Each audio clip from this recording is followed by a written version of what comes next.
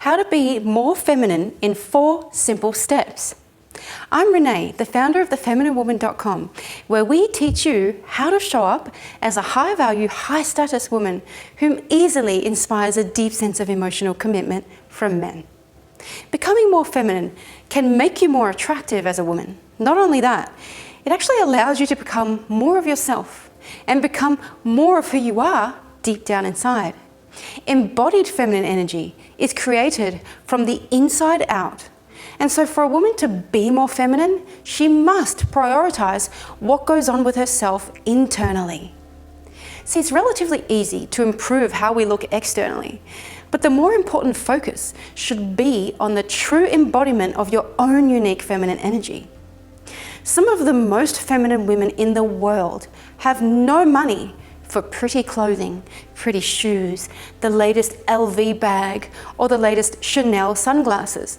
And yet, they show up extremely feminine because, maybe due to the fact that they live in a more traditional culture where feminine energy is celebrated, so they've kept their natural, undulating feminine energy within their body that they were naturally born with.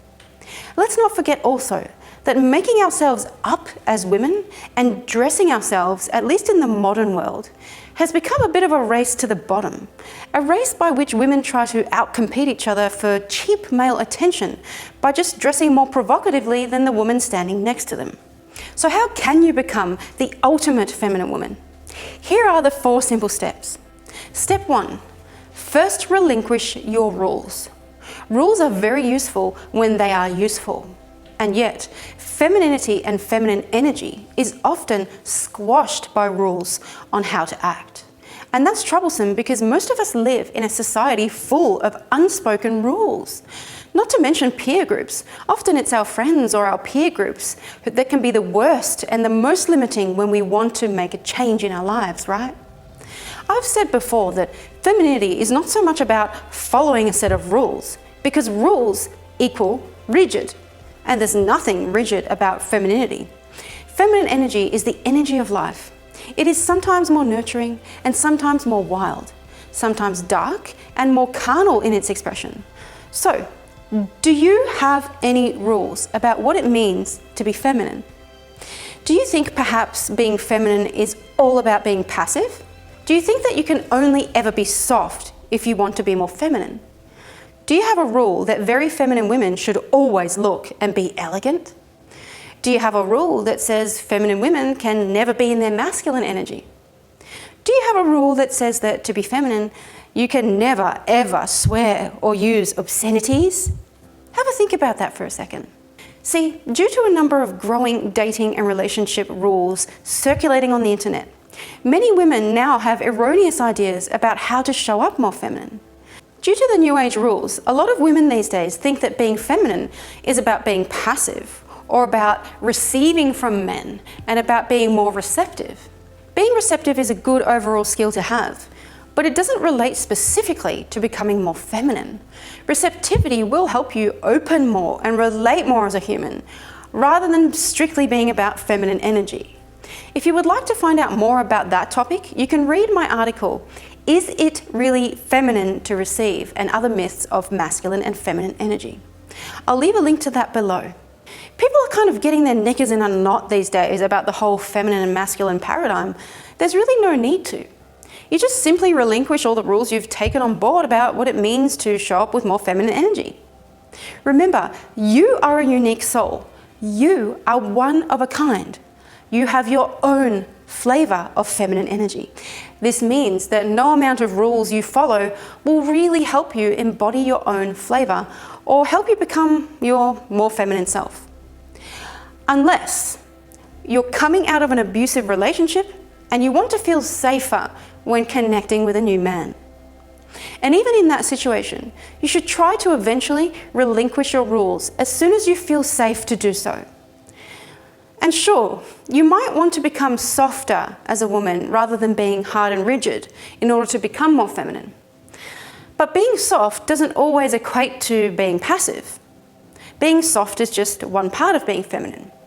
Remember, sometimes femininity is soft, other times it's not. Step 2, Remove the masks and stop trying to be worthy. Perhaps you can ask yourself this question. Am I wanting to become more feminine in order to feel or be more worthy? Think about that for a second. If deep down you know that the answer in your heart of hearts is a yes, then just remind yourself of something. Remind yourself that to emanate more feminine energy requires that you stop trying to be worthy. Rather, it's about being able to relax beyond the stress and the tension of being worthy into who you already are in your true nature. Striving to feel or be more worthy of love is a mistake that I've personally made, and it really gives off the wrong vibe. The vibe that you're not quite there and you're not quite calibrated socially or relationally. See, femininity must occur from within. Smart men will never be fooled by a fake feminine woman. In other words, you need to remove the fake masculine masks you may have adapted as a little girl in order to be received by others as, say, high achieving or competitive or enough in this society. You would also need to remove any fake feminine masks that you use to just try to feel more worthy. See, the fact that you're here on this earth already means that you are worthy. If your core is truly feminine, what you need is to remove the masks, the layers of striving and coping to be worthy or to be more enough, and move beyond rules into the delicious expression of your own unique feminine radiance. Oh, also, if you would like to learn more about what exactly feminine radiance is, Dee Shen actually has an amazing video on this topic. I recommend you watch it. It's titled, What Exactly is Feminine Radiance? I'll link to that below. So removing masks of fake feminine energy or fake masculine energy doesn't always mean that you should just give up all your masculine qualities. Please don't give them up. We all have masculine and feminine energy in us, men and women. Remember that feminine and masculine energy are not gender dependent. Your healthy masculine qualities are equally as wonderful and useful in your life. And yes, even inside of your relationship. It's just that a lot of us women have become too extremely masculine because of our work and because of our daily habits.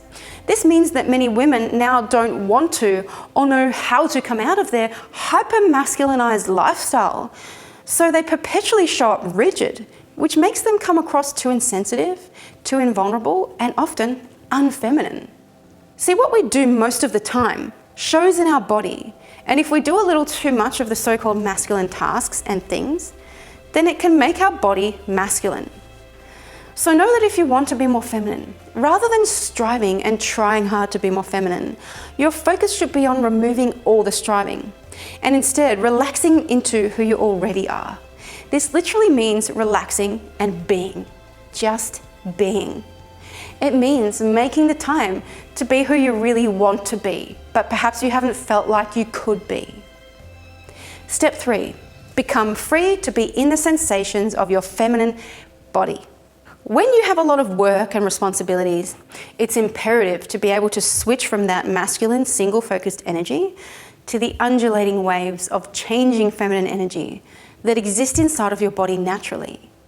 To release that constricted ball of masculine energy in your body, you can use music and relaxation to soften the constriction. And do things that bring your body towards relaxation. Relaxation reduces stress and brings your body in connection with its natural pleasure or pain. Things like having a bath, listening to music, dancing, and even moving your body in whichever way it wants to move, whichever way feels good to you. These things will help bring you back into your feminine body. Feminine energy is usually highly concentrated in the hips, thighs, and reproductive organs. This is where the energy needs to be for successfully maintaining your cycle and for reproduction. So we don't want to be trapped in our head all the time, and we don't want to quash our free-flowing, undulating feminine energy more than we need to. Instead, we want to free up all the feminine energy that has been constricted due to having to work or live in a hyper-masculinized world. What you have to do in order to accomplish things in a highly competitive and cutthroat masculine environment is you have to suck up all the subtle ripples of feminine energy that would normally traverse your body unhindered. And you have to turn that into a linear energy of focus and going for the kill. This sucking up of your feminine energy is what your body does naturally to get the job done. Now, this doesn't mean that if you're trapped in this kind of habit, that you are doing the wrong thing, because you aren't. It just means that you may spend a little too much time in your masculine in order to really keep a healthy feminine. It means that you're not existing in your sensual world or in the sensations of your body. Feeling is the essence of femininity, because to feel, you need to surrender. And that is surrender to life force and let it become you. What I also mean by this is that to be feminine, we cannot be trapped in limiting beliefs that lead us to become a detached woman who is disconnected from life, disconnected from connection, and also disconnected from the spontaneous flow of life. This is one of the attitudes or habits that you don't want to have if you want to be more feminine. Women are nurturers, and this requires a level of attachment and sensitivity. Truly beautiful feminine women take care of things that they care for. Not just anything, of course. You don't want to just take care of everything just for the sake of it. Indiscriminate caring is actually not a good thing to do. But feminine women in general tend to care a lot about almost everything in their life. Sometimes patterns of detachment from sensitivity and emotion, however, or detachment from love or intimate relationship are actually a product of experiencing pain and trauma, or just believing that we aren't worthy of being seen as who we naturally are. And of course, we've all had trauma. We've all had enormous pain. But it doesn't mean that a woman has to become broken and trapped and feel like she has no other way out other than wallowing in victimhood. Remember that your feminine energy gives a man a reason to fight in this life. This is due to the fact that your energy and your aliveness gives him something that he can never experience fully for himself as a man. Okay, the last one, step 4, vulnerability. Vulnerability has become the ultimate buzzword in the last 5 or so years. But how do you practice it? There's a few suggestions I have for you. The first suggestion is take a cold shower. This makes you instantly vulnerable and makes your emotions surface. I'm not a doctor, so of course, do your research about cold showers first. The second suggestion I have is emotionally invest in someone or something. Yes, of course, that means you can invest in yourself too, if you want to. But investing in yourself, remember, doesn't mean watching crappy TV shows and binge eating potato chips. It means to make yourself vulnerable by learning something new, or maybe actually studying a topic you do not understand, like men, or maybe health or relationships, or simply investing your time in getting to know another human, yes, including men. If you want to be vulnerable, understand men. If you want to be more vulnerable, understand another human, women included. Be on the same page they are, so that you can develop a sense of beauty, relatability, authenticity, softness, and humility. All of these things lead to deeper vulnerability, which can also lead to deeper connection. Deeper connection means that your feminine energy gets the nourishment it needs. Connection is the lifeblood of the feminine. The more connected you are, the more vulnerable you are. Of course, the more vulnerable you are, the more you show to men that you're not really all that capable in certain areas of your life. Just like perhaps he wouldn't be capable of breastfeeding a baby. See, if you can kill all of your own snakes as a woman, that's great. But if you kill each and every snake for yourself every time, time after time, then what is the purpose of a man in your life? It's important to be aware that if a man is masculine at his core, then it's important that he does feel needed to an extent. Just like you would love to feel needed by a man, but perhaps in different ways. So allow yourself the gift of vulnerability. Surrender to the feelings in your body. Surrender to what's true of life. When you're real like that, you're more of yourself. When you're more of yourself, your natural femininity will shine through like the brightest star in the night sky. See, it's kind of like peeling back the layers of resistance to life, peeling off the masks and saying, hey, I'm here, I'm real, I feel, I'm a woman and I'm proud to be so. And guess what? Then a man will see that you do struggle sometimes. And perhaps you struggle in ways that he can really help you with. He will see that you don't have a whole lot of direction in your life like he does, because that's what the masculine energy is about. and you don't tend to gravitate towards that masculine bias. Your feminine core is about flow. So, by taking these 4 simple steps, men and other people around you will see that you are soft and feminine and feel that you are vulnerable and real. Okay, so that's all for this video. Thanks for watching, and I hope you enjoyed it. Before you leave, remember that you can always take our free quiz, How Feminine Am I Actually? The link to that will be in the description below this video. All right, that's all. I'll speak to you soon. Bye for now.